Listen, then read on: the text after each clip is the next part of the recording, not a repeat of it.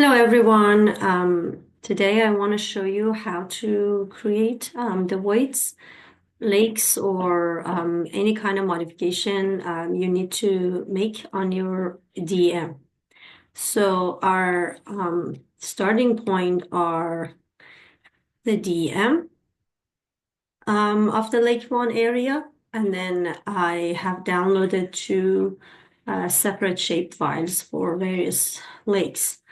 In this step, I'm using these shapefiles, but you can also create your own shapefile by drawing the polygon or deleting some of these smaller lakes. For example, if I don't really care about these small ones and I just want to have this one and that one, I can edit the shapefile and delete these ones, and then I'm left with whatever shapefile that I'm happy with.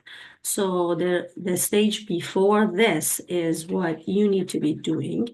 As I'm assuming, I'm starting with the idea that you are now happy with this shapefile. In my case, I have two shapefiles. So first I'm going to merge them together. So this step will require a few multiple steps, but all of them are conceptually very simple. First of all, I want to integrate all of these various shapefiles into one shapefile. So I'm going to open geoprocessing. I'm going to use the tool merge.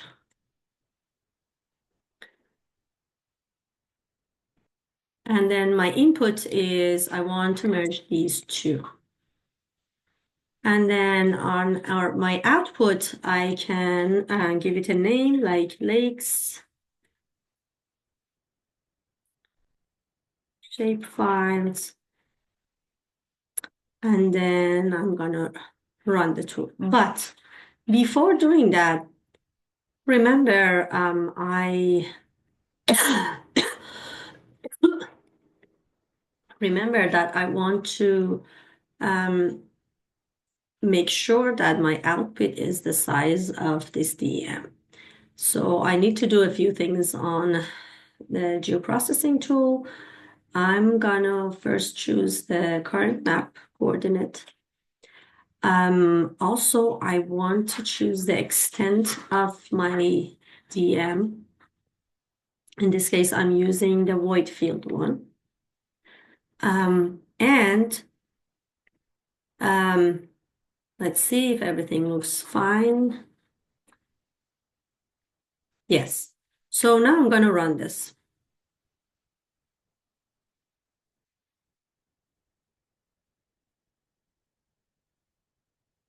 Okay. So now I have the shapefile that is one layer. I don't need these two layers anymore. I'm going to work with this one shapefile and this one raster. So the next task is I want to convert this shapefile into a raster. So the tool is called to raster, and we have different things we can change to raster. So in this case, I want to have feature to raster. My input feature, which is the shapefile, is lakes shapefile. It doesn't matter what is your what is the field. You will have eventually one value. So my output raster is let's say lakes raster. Okay, now it's important to, again, here I want to choose the coordinate. I want to make sure that my X and Y are the same as the raster field. Okay, when you run raster calculation, it's super important to make sure that your cell size is correct. So now we don't want to leave this cell size random. I'm going to choose the same as my original DM. This is super important.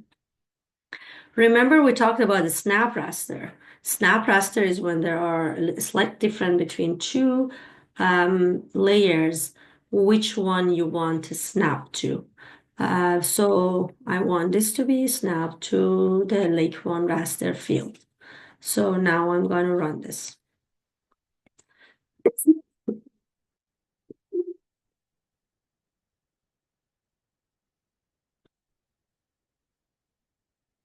Okay.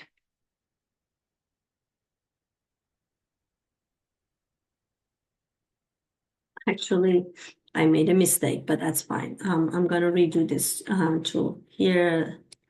I want to just use the one that creates the least value because now I have a lot of values. Let's rerun this again.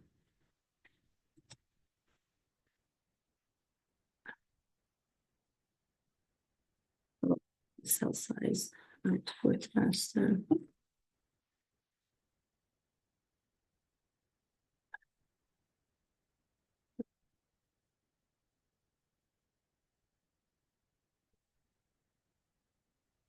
There's like one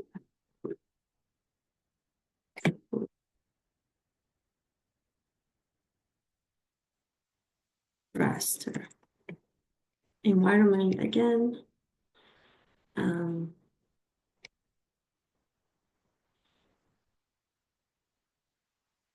Size as raster field, snap to raster field. And then I'm going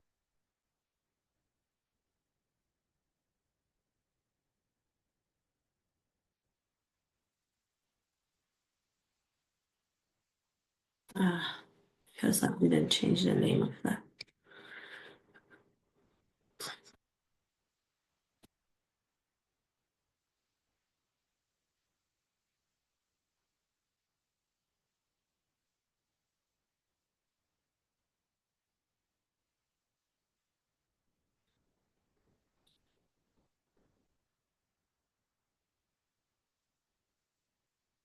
Okay, now much better. I hope that you know why I did this.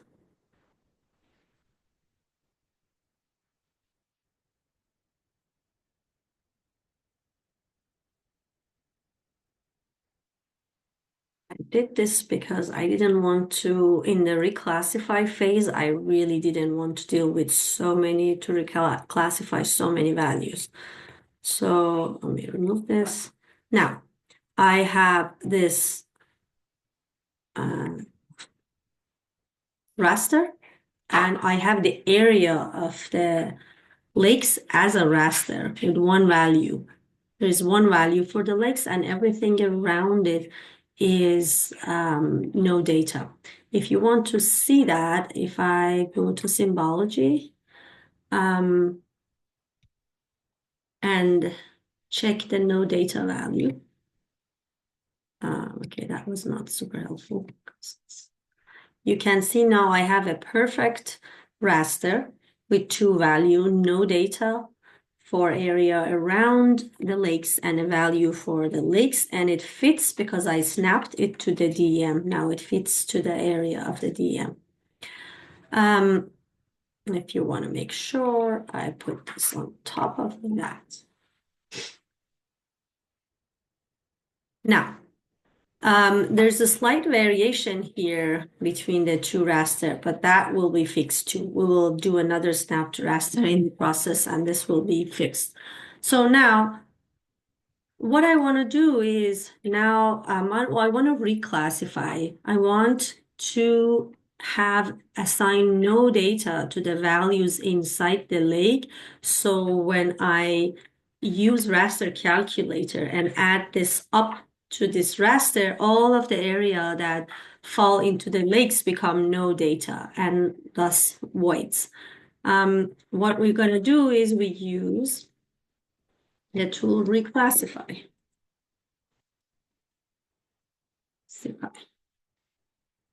Okay, I want to use this lakes raster one.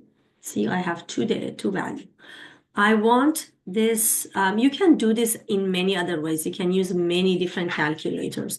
What I want to do is to multiply that to the value of the raster. So I want everything else to be 1 because 1 multiply everything is the same value, and the area of the lakes to no data.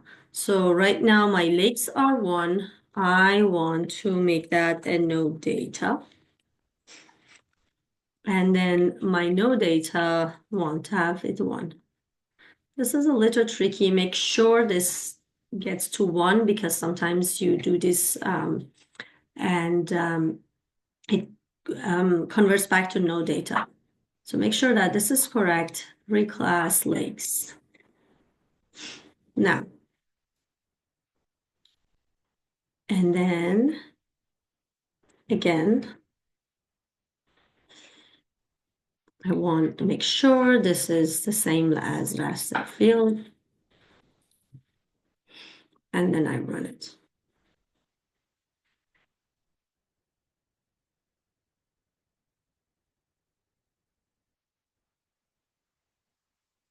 Okay. So now this is 1 and everything here is 0. And if I turn everything off and turn my word imagery, you'll see that there's a void because there's no data in that area. Now, it's very easy. At this point, I just need to combine this with my raster. Like I said, the method that comes to my mind is to use raster calculator.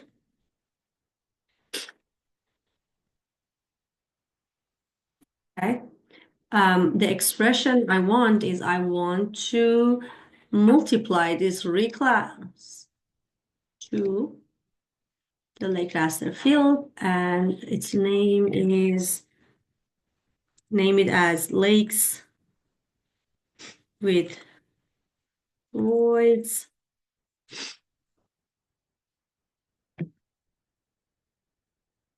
And again, so this is, in this step, it's really important to use the snap raster. Because in this reclassification, this is when the best snap to raster can happen. So we want to make sure the raster is like that. The extent is the extent of the raster field. Basically, we want to force this operation to take our DM as the primary raster, and then I run it.